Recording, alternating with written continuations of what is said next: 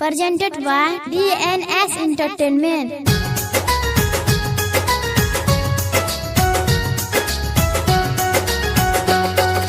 शांति recording studio राजा जनमानसी।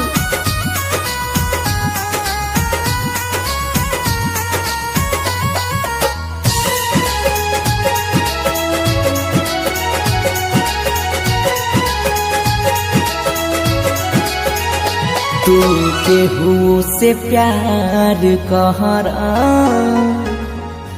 अब गमो न हमारा रही। तू केहू से प्यार कहरा अब गमो न हमारा रही। जबन दर्द तू देले बाहरू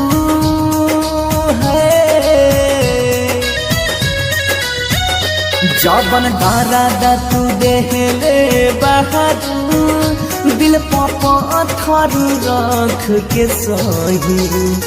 तू केहू से प्यार कहरा अब गम न हमारा रही।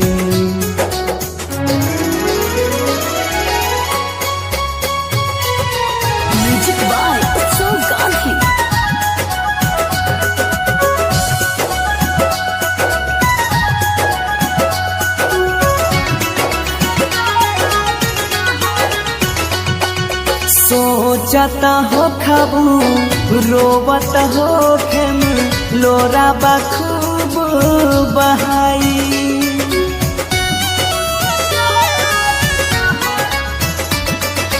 गम के सहारे जी के दिखा दम तन्हारे हार जाई। एक दिन ते हूँ पछता ही बेरे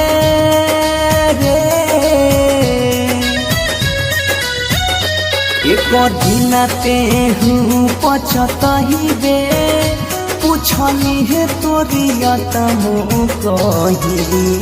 तू केहू से प्यार कहरा अब गम न हमारा रही।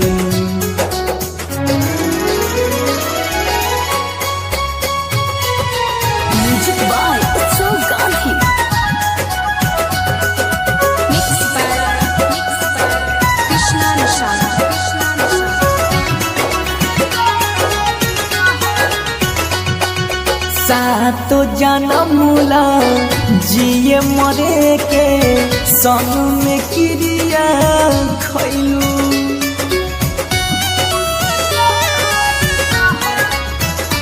हरे कमी का रहे प्यार में हमरा जनती ही ना बतलैलू। ताहर प्रेम के आंसू बन के